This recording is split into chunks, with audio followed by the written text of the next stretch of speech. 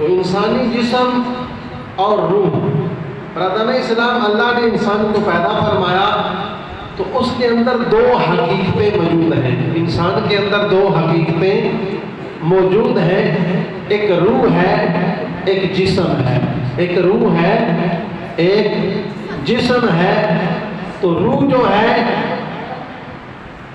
اس کا تعلق آسمان سے ہے، روح کا تعلق آسمان سے ہے۔ دونوں چیزیں الگ الگ ہیں، روح الگ ہے، جسم انسان کا الگ ہے۔ روح کا تعلق آسمان سے ہے اور زمین جو ہے جسم، اس کا تعلق زمین کے ساتھ ہے۔ تو دونوں الگ الگ چیزیں ہیں، تو دونوں کا الگ الگ جگہ سے رزق آتا ہے۔ روح کا رزق جو ہے وہ آسمانوں سے آتا ہے، اور جسم جو ہے اس کا جو رزق ہے زمین سے ملتا ہے ہمیں۔ تو بعض ہمارے لوگ جو ہیں وہ سمجھتے ہیں کہ انسان کا تعلق صرف زمین کے ساتھ ہے۔ ایسا نہیں، صرف زمین پر میں پیدا ہونے والی چیزیں ہماری ضرورت نہیں ہے، بلکہ روح کی غذا آسمانوں پہ ہے۔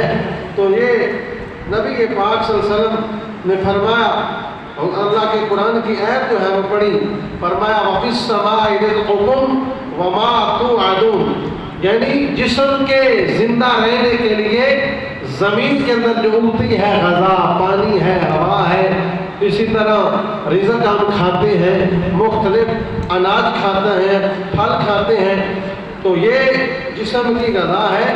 اسی طرح روح کو زندہ رکھنے کے لیے آسمان سے غذا آتی ہے۔ تو وہ کیا ہے؟ نبی پاک صلی اللہ علیہ وسلم کی متعدد حدیثوں سے اور متعدد آیات سے یہ پتہ چلتا ہے کہ روح کی غذا جو ہے آسمان سے آتی ہے، وہ ہے اللہ کا ذکر، رب کا ذکر۔ دنیا میں زندہ رہنے کے لیے اناج کی ضرورت ہے، مختلف چیزیں ہم کھاتے ہیں، تو اسی طرح روح کو زندہ رکھنے کے لیے رب کا ذکر، اللہ کے قرآن کی تلاوت، یہ روح کی غذا ہے، یہ روح کا سکون ہے۔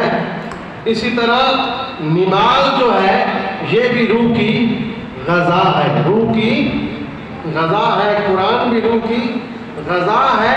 تو اس لیے انسانی ڈھانچے کے لیے زمین سے پیدا ہونے والی غذا ہم کھاتے ہیں، تو زندہ روح کو رکھنے کے لیے ہمیں رب کا ذکر کرنا ہوگا، جس نے ہمیں پیدا کیا ہے، جو اس نے روح کی غذا پیدا کی ہے، اس کا ذکر اس کی غذا ہے۔ قرآن پڑھو، نماز پڑھو، اور اسی طرح جو ہے وہ ذکر کرو اللہ کا، تو یہ روح کی غذا ہے۔ اس لیے ہمیں جو ہے وہ دونوں غذاؤں کا خیال رکھنا چاہیے۔ تو جب کہ سرکار دو عالم صلی اللہ علیہ وآلہ وسلم نے فرمایا آسمان سے جو ہے وہ غذا تمہاری اترتی ہے، آگے ہے